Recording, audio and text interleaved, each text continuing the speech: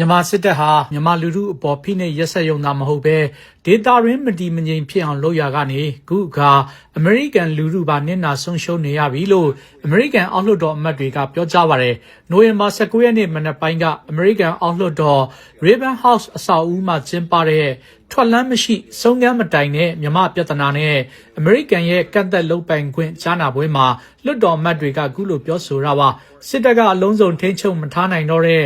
failed state နိုင်ငံမှာလူဦးရေတဝက်ကျော်ဟာစစ်စင်ရဲရဲနေထိုင်နေရပြီးလူပေါင်း 3.6 သန်းဟာ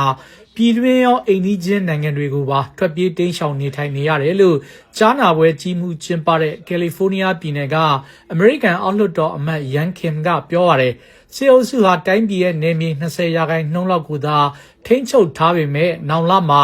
စစ်ဗိုလ်ဟောင်းတွေအများစုပါဝင်တဲ့ရွေးကောက်ပွဲဆိုတာကိုကျင်းပပြီးတရားဝင်အစိုးရအဖြစ်ရည်တည်ဖို့ကြိုးစားလာတာကိုလည်းထောက်ပြပါတယ်။တရုတ်နဲ့ရုရှားဟာမြန်မာစစ်အုပ်စုကိုလက်နက်ထောက်ပံ့ပေးပြီးစစ်ရာဇဝတ်မှုတွေဆက်ကျူးလွန်အောင်မြှောက်ပေးနေတာလို့လည်းဆိုပါတယ်။မြန်မာစစ်တပ်လက်အောက်ခံစောချစ်သူဦးဆောင်တဲ့ BGF ကရင်နယ်ကြားဆောင်တပ်နယ်မြေမှာကြားဖြန့်အွန်လိုင်းငွေလိမ်ဂိုင်းတွေအခိုင်အမာအခြေစိုက်ပြီးနိုင်ငံတကာကိုပြစ်မှတ်ထားငွေကြေးလိမ်လည်ရာမှာအမေရိကန်ပြည်သူတွေ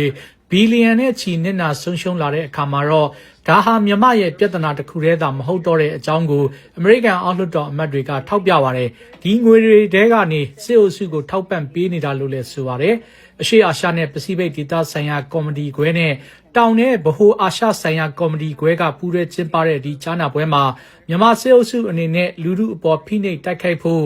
ရရှိတဲ့ငွေလန်းကြောင်းတွေကိုဖျက်တောက်ဖို့လည်းဆွေးနွေးခဲ့ပါတယ်မကြသေးခင်ကထုတ်ပြန်တဲ့ကုလသမဂ္ဂအစည်းအဝေးခန်းစာမှာလက်နက်ဝယ်ဖို့စစ်အုပ်စုကထိုင်းကုမ္ပဏီတွေဘဏ်တွေကိုအသုံးပြုနေတယ်လို့လည်းဆိုပါတယ်မြန်မာအရေးလာရောက်ထွက်ဆိုသူတွေကလည်းမြန်မာစီးပွားရေးဘဏ်ကိုပိတ်ဆို့တန်ခတ်ဖို့နဲ့စစ်အုပ်စုရန်ရာကိုအသုံးမပြုလိုသူမြန်မာတွေများတာကြောင့်ဒီလိုပိတ်ဆို့မှုဟာစစ်အုပ်စုအပေါ်သာရိုက်ခတ်နိုင်တဲ့အခြေအနေကိုလည်းထောက်ပြပါတယ်။အမေရိကန်ရဲ့ထောက်ပံ့မှုရှော့ချရပ်ဆိုင်းလိုက်ပြီးတဲ့နောက်ဘင်္ဂလားဒေ့ရှ်နိုင်ငံမှာခိုလုံနေကြတဲ့ရိုဟင်ဂျာကလေးငယ်တချို့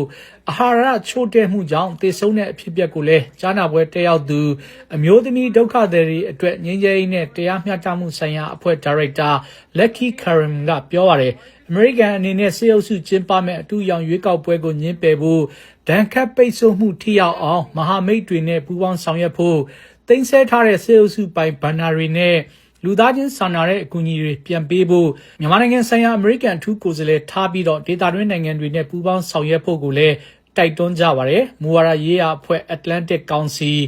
Indo-Pacific လုံခြုံရေးဆိုင်ရာသုတေသီ Kelly Curry နဲ့ Stimson Center သုတေသီ Steve Ross တို့လည်းတက်ရောက်ဆွေးနွေးပါတယ်ခင်ဗျာကျွန်တော်အောင်ဆွေပါ